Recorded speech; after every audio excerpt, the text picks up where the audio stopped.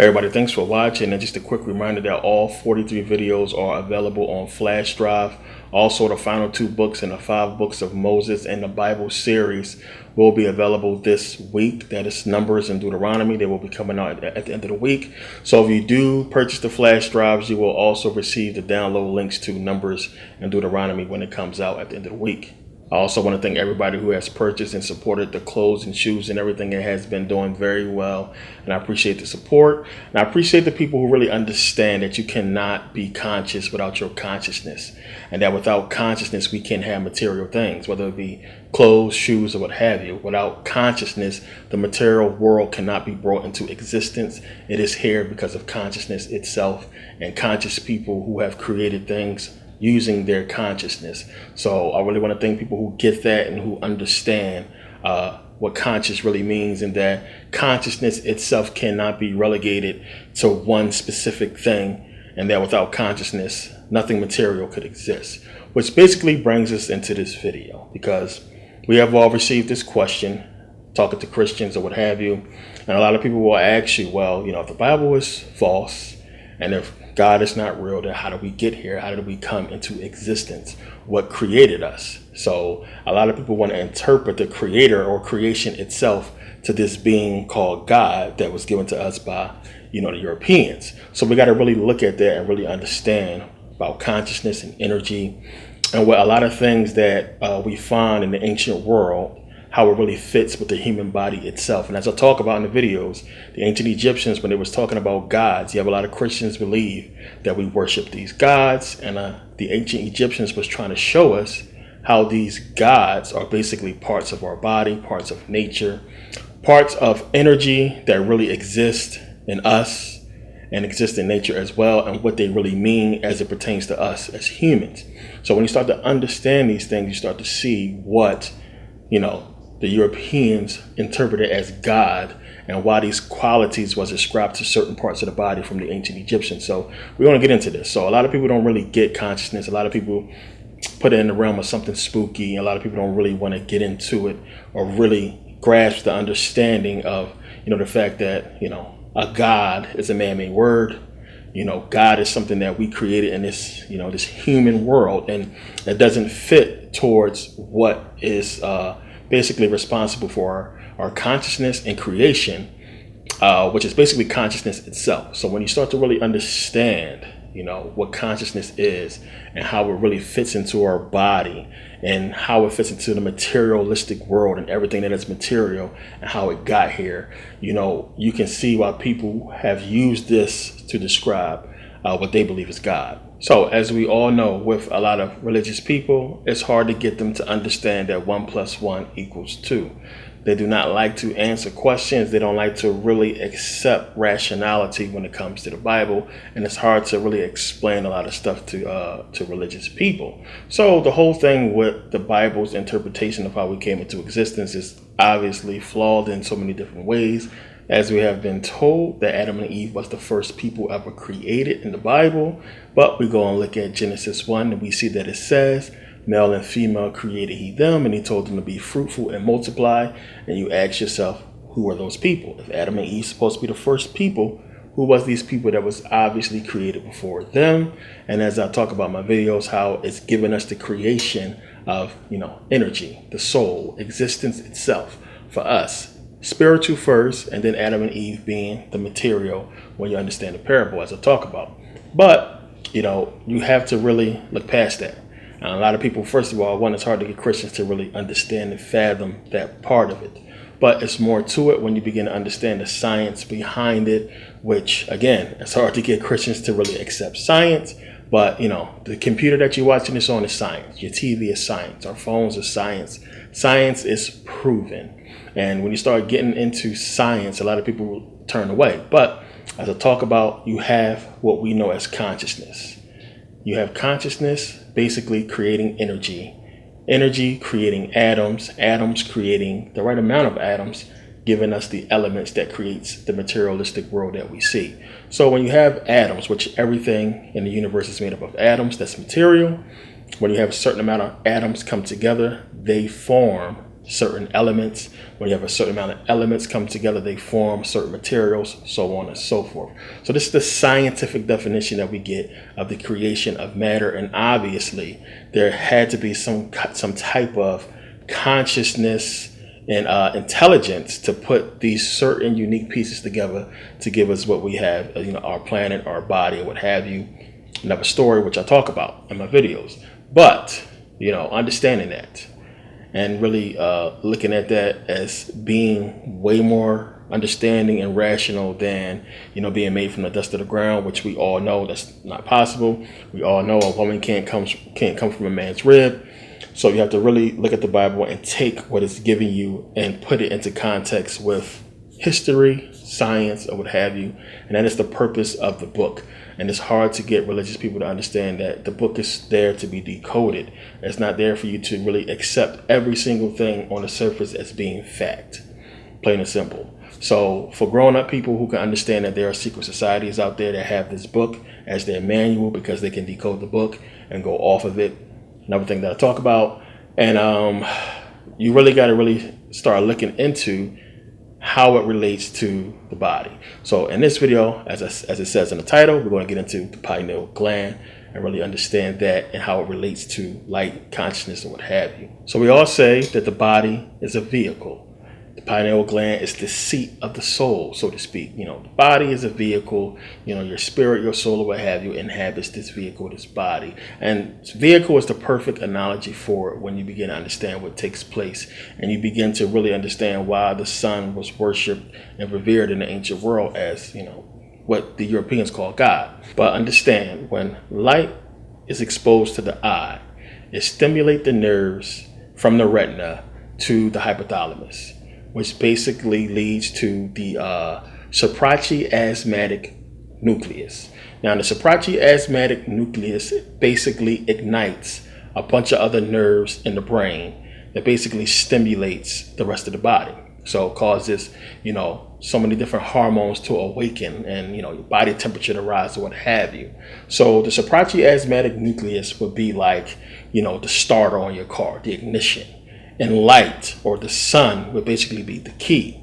So basically, with a car is really complex. And so many things have to fire off, and so many things have to be right, and so many things have to happen for your car to simply start up. It's a crazy process, and all that begins with a turn of a key or push of a button, and boom, your car starts up. So your body is basically like the same way. So the suprachiasmatic nucleus is basically like, the ignition sequence that's basically going to start your body vehicle. And that begins with light itself. So the first light, the very first light that touch your eyelid, that hits your eye in the morning, begins that sequence. It begins it, and the nerves fire off, wake up other nerves and other signals in the brain to basically begin the waking process of your body. So the suprachiasmatic nucleus basically, it awakens all those hormones and causes everything to basically begin and start you up and start your day. And if you basically blacken out your room, if you basically completely block out all sunlight from coming into your room, watch how long you sleep. You're going to sleep longer than you think. You're going to sleep for a long time, because without that light, that first sunlight hitting your eyes, it's going to take a long time for that process to begin waking you up to begin. So you understand, we're talking about the sun. That's how powerful the sun is. It really begins the awakening of your body. And the suprachiasmatic nucleus is sort of like a time clock. It understands night and day. So, you have the suprachiasmatic nucleus basically firing off all these hormones and wake you up and get you energized in the morning. And it basically, while it's awakening everything for you to function during the day, it's basically holding back the hormones that's going to make you sleepy. So during the day, the suprachiasmatic nucleus is holding back the hormone melatonin, which melatonin basically is what seeps into your bloodstream and begins the cooling down process of the body and makes you sleepy. So the suprachiasmatic nucleus understands that at a certain time, when it starts getting dark, it's going to start to let melatonin into your bloodstream, and you're going to start to get sleepy. So this is what happens. The suprachiasmatic nucleus regulates that whole process. So it's really conscious, and it understands, which is amazing, that during this time of the day, it's going to wake you up. It's going to make sure all the nerves and everything is firing off right and everything is good for you to be functioning during the day. Soon as about, let's say around 9 o'clock hits, start getting dark, it's going to begin to let little bits of melatonin come into your bloodstream and begin the cooling down process, and you to begin, you get sleepy. So of course, there's a lot of things we can do and take to slow this process down. We can get into all that, but it's basically almost the same process. I hate to mix it with this, but with alcohol, when you drink alcohol, it seeps into the bloodstream and you get that warming feeling in the body, and people get drunk, you go crazy or what have you. It's the same thing with melatonin, but melatonin is a controlled hormone. It's a hormone, by the way, that really just begins the cooling down process of your body and relaxes you, and basically this is how you fall asleep. So the whole thing with this is understanding that the whole process begins with the sun, with light, and it begins the whole process of awaking and sleeping when the sun goes up and the sun goes down. That's already programmed into your consciousness, into your brain. So the suprachiasmatic nucleus, or the suprachiasmatic nucleus, however you want to pronounce it, it basically allows the pineal gland to basically allow melatonin to be released into the blood. And melatonin being released into the blood is basically like the clock. It's like a clock. You have melatonin in your blood for about 12 hours. So basically from 9 at night to 9 in the morning, where it starts and ends. And the suprachiasmatic nucleus begins to basically control the hormone and the amount of melatonin released in the blood, which starts the process of you awakening. So you can see, because of the sun, and understand why they worship the sun. Because of the sun, this whole process begins. Just from you having light hit your retina. Even if your eyes is closed, you can tell when light hits it. It's a difference from when you look in complete darkness versus a light shining on your eyelids. But just that small amount of sun begins the process of your body awakening, and your body beginning to rise. Just from understanding what we just talked about, it's so many different things now that you can look at in the ancient world, in the Bible, and understand that they're talking about the sun. They're talking about the pineal gland. And this is what we do as conscious people when we go and look at the Bible, when we go and look at biblical texts and so many different things in ancient history and the teachings and the writings and what have you, to pull out the parable and pull out the real understanding that they're trying to give you that relates to your body. So when I say the consciousness in us, yeah, a lot of people who's talking about the pineal gland being, the seat of consciousness, the seat of the soul, or what have you, that's within you. And when you begin to understand, what Jesus is talking about in the Bible, when he says that I am in God and God is in me, basically what he's talking about, a lot of things start to open up. So just understanding what we talked about as far as, suprachiasmatic nucleus, beginning the process of you awakening or what have you, and then dealing with the pineal gland, which is God or what have you, then we can go to the Bible. We can go to Genesis 32:30, and look at Jacob. So it says here, and when he saw that he prevailed not against him, he touched the hollow of his thigh, and the hollow of Jacob's thigh was out of joint, as he wrestled with him. And he said, let me go, for the day breaketh. Understand what I'm saying? And he said, I will not let thee go, except thou bless me. And he said unto him, what is thy name? And he said, Jacob. And he said, thy name shall be called no more Jacob, but Israel. For as a prince hast thou power with God and with men, and hast prevailed. And in other versions, it'll say you have wrestled with God and men and have prevailed. We'll understand that in a second. And Jacob asked him and said, tell me, I pray thee thy name. And he said, wherefore is it that thou dost ask after my name? And he blessed him there. Understand that. This is the reason why they word things a certain way. He said, and he blessed him there. And Jacob called the name of the place Pineal. So where did he get blessed at? The pineal gland. For I have seen God face to face, and my life is preserved. And as he passed over Pineal, the sun rose upon him, and he halted upon his thigh. So what is it talking about here? It's talking about exactly what I just told you, plain and simple. So you have the story where Jacob is wrestling with God. Just think about that. Like, how is he? What is God doing wrestling with this man? Like, you got to understand these stories.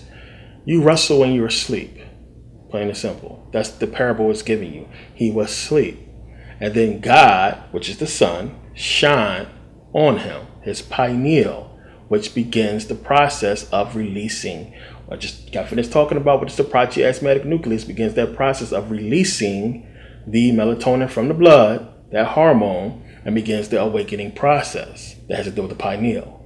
That's why Jacob called the name of the place Pineal. For he has seen God face to face, and his life is preserved. God, seeing God, the sun hitting your eye. God, the sun. Plain and simple right there. And you got a lot of people sitting there trying to figure it out, but it's right there. And it's going to be hard to really get people to accept the parables, because a lot of people just think, oh man, you just changing the words around, or you mixing the words up. That's all you doing. And not really grasping what it's saying exactly, which we can prove in science and, in medicine, what's taking place. So these things are fact. So the likelihood that if this God did exist, that he would just for whatever reason go down there and start fighting and wrestling with Jacob, this man, for what? And he changed his name to Israel. Why? So when you understand, we all know Isis, Ra, El. Isis, dealing with the soul. Plain and simple. What does Isis do? She basically makes the soul whole. She repairs the soul. Not just any soul, dark souls. Isis is related to the moon. She deals with the moon. So nighttime, darkness, Isis. Ra. Ra is what? Ra is the pineal gland. Ra is the sun. So you have soul, mind. El, Saturn. What does Saturn deal with? Satan. Materialism. Materialistic world. So you have soul, mind, material, body. Mind, body, and soul is Ra-El. Plain and simple. This is what it's talking about. And a lot of people are not going to be able to put that together, but conscious people. So melatonin basically is produced by the pineal gland, which basically regulates your sleep and basically keeps you on the right sleeping patterns. So you have people that suffer from insomnia and a lot of sleep-related issues that take melatonin pills because their pineal gland does not create enough melatonin. and you have a lot of Europeans who have calcified pineal glands, so they're not producing enough melatonin, and they have sleep issues. So you also have pinealocytes, which is basically the main cell of the pineal gland. And if you look at it, you see it from the picture here, all those black dots is melanin. It's pure melanin.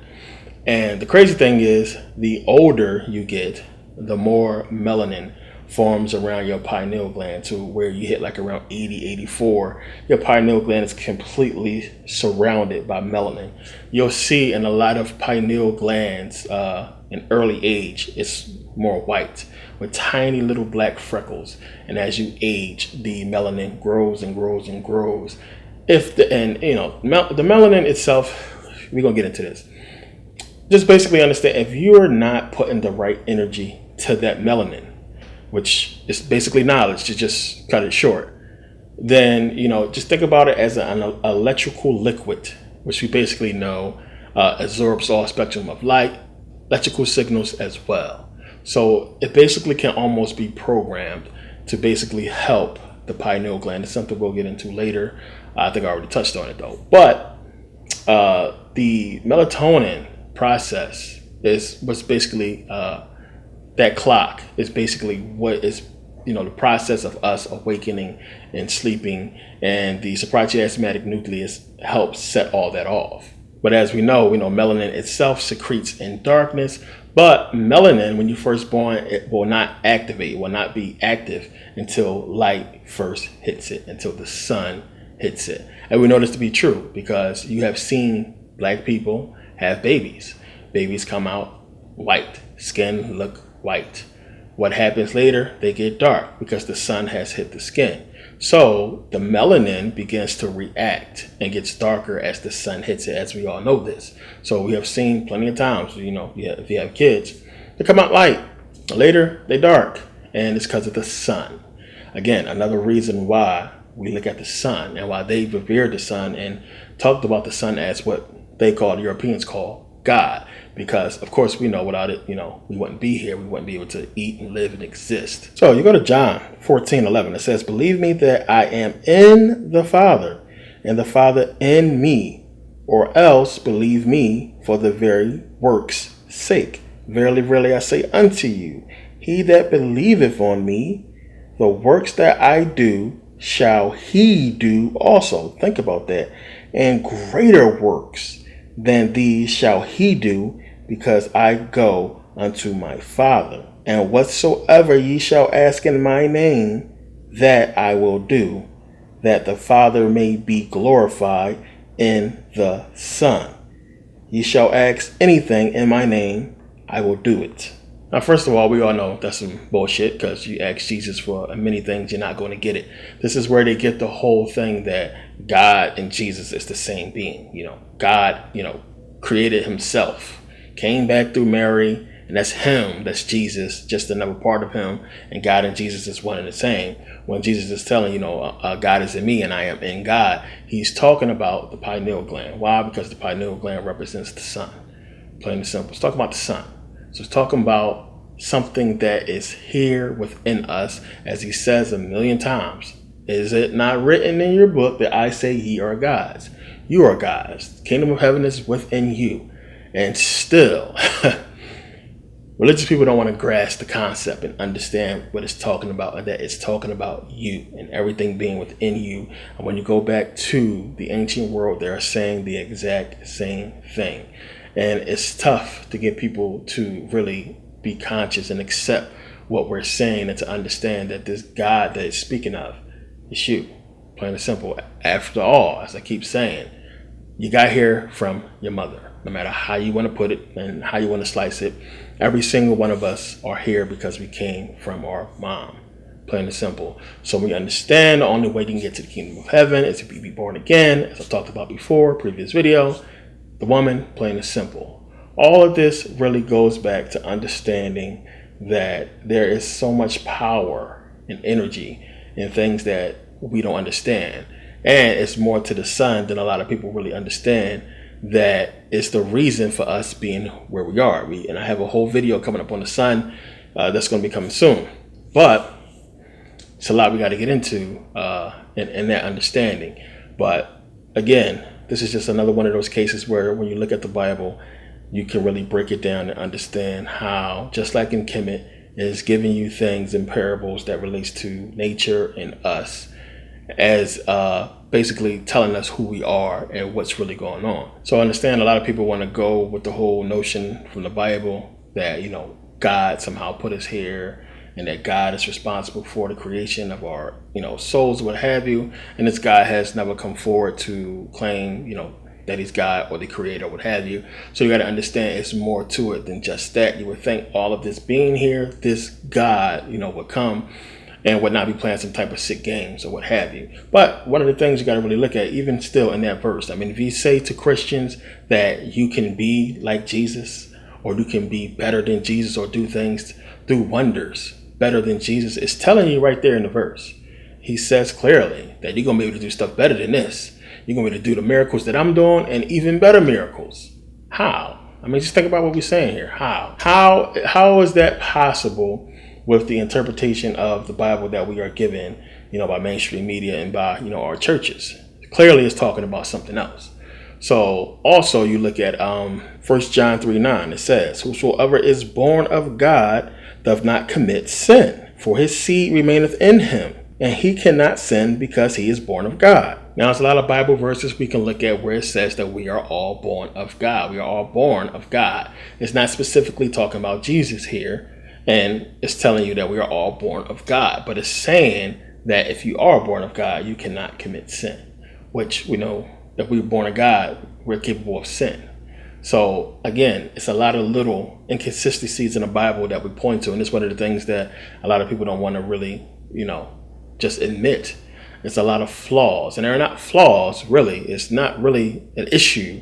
It's just the interpretation of the verses that people are taking literally or not really understanding what it's saying. And clearly, we're capable of sin. If we're supposed to be born of this God, we all can sin. That's the whole supposed reason for Jesus coming and dying or what have you, is for our sins, because we're sinners, plain and simple. So you have to really look at the book and understand the parables in the book and what it's really speaking to. I understand not everything is spooky, and that's the first thing that a lot of religious people want to run to when you start talking or trying to really interpret the Bible, is that it's somehow evil what you're doing. So when I start talking about meditation, I've heard from a lot of religious people, oh, you're yoking, you're leaving yourself open, you're going to open yourself up for demons and all kinds of stuff to get into you. I've heard people say that meditation is the key to Satan. It's going to lead you to Satan and demonic possession or what have you. And that's how people be getting possessed, because they're leaving themselves, they're opening themselves up, and they don't understand. First of all, one, you're always open. And it's not about you meditating and opening yourself up. It's the fact that, meditation is going to allow you to really take control over the fact that you're always open. So understand, if you wasn't always open, which open mean being able to feel energy and to allow energy within your consciousness, within your feelings. If that wasn't the case, if we wasn't open all the time, one, you wouldn't be able to know when there's tension in the room. You wouldn't be able to feel it if you wasn't open. So you can walk in the room and somebody just got finished fighting, or it's a heated argument, you're going to feel it. Why? Because you're always open. They wouldn't pay millions of dollars for commercials and spend all this time and money to advertise, make music, songs, what have you, if you wasn't always open, because they know you're always open. So they spend millions of dollars making these commercials and ads because you're always open. And they know you're always open for their suggestions, for their commercials, for their interpretations and everything they want to put in you to influence you one way or another, whether it be to buy a Coke or to buy a car. Either way, they know that you're open 24/7. So we can cut that. The whole thing about you yoking and you open yourself up and all that spooky stuff they be talking about, forget about it. Same thing. You're always open. You're always going to be able to feel the energy and receive it because you're always open. Meditation is going to help you control that whole process of what you take it in and how you deal with it, and so many other things as well. So, we get to a point, again, where it comes down to either people want to accept the truth or go with the popular lie and really just try to be in their own world as far as what they want to accept and believe the Bible is and God is. Now, if you're real with yourself, you understand, where is he? Everything that the Bible says, I just read to you from the Bible, it says anything you ask, you're going to get. That's not true. So they trick you into thinking that you're a sinner, because you can't get what you want because you're a sinner, la, la, la. But there you have the preacher who's supposed to be talking to God and communicating with God and filling the Holy Spirit and everything like that. He can't get what he wants from God either, because, he has to ask you guys. So you got to think about all this stuff and understand that you're being tricked. Now, when you understand that, before you move, before you talk, before you do anything, a thought occurs, because something has to be sent to your nerves to cause you to move. Plain and simple. We all understand that if you're shot or stabbed and a nerve is hit, that arm, that part won't function correctly. Plain and simple, because the nerve is severed. It's a horrible experience. It's something that we have all seen people go through. The nerve is out of whack. It's no signals being able to go to it because the nerve is severed. That's energy. So it is a thought that occurs first that allows the energy to flow to these nerves. Thoughts are basically from your consciousness, plain and simple. And this is what we need to understand, that it's consciousness that creates the energy that allows us to move. That consciousness is what they're trying to give you as God. Now, it's misconstrued and it's put into a parable, of course, but you have to understand that consciousness creates energy. And when we look at physical matter, the biggest form of energy that we see is, in this solar system is the sun itself. And it really fits in well with being, the God of basically, this solar system of us, because the sun is the most powerful, it's the most high when you really understand what's going on. So understanding that the sun, that energy, sparks the process of not only, getting us up in the morning, but we're talking about our food growing. Everything set in motion. The animals, fish, you have bacteria that basically comes from the bottom of the ocean all the way up. They travel basically almost all day. So about the time they reach the surface, it's nighttime, so they can eat little bacteria and then go back down. It's so much that happens because the sun rises and sets. And so much happens, so much life goes on this planet because of the sun. So we can't I understand how people do this and look at the sun as being some kind of evil thing, when without it, we wouldn't be here. So it's a lot more understanding people need to do, and understanding that God is one, man-made, and that creation, existence itself, how everything, came to be because of consciousness. It's a real complex thing, but it's, I try to put it to you guys simply and quickly in this video, so you can kind of sort of understand. I talk about this stuff a lot, but I like to answer questions, and I like to really, prove my point when it comes to certain things. So, to really answer the question, to really get into the whole thing with consciousness and understand that material cannot be here, cannot exist without consciousness, without conscious people bringing it forward, and that consciousness cannot be put to one single solitary thing, because it's responsible for the creation of everything that we see. So, I really want to thank you guys for taking the time to watch. Thank everybody who purchased and support. Trust me, take advantage of getting the flash drive deal, because it's only going to be up for a week and then it's coming back down.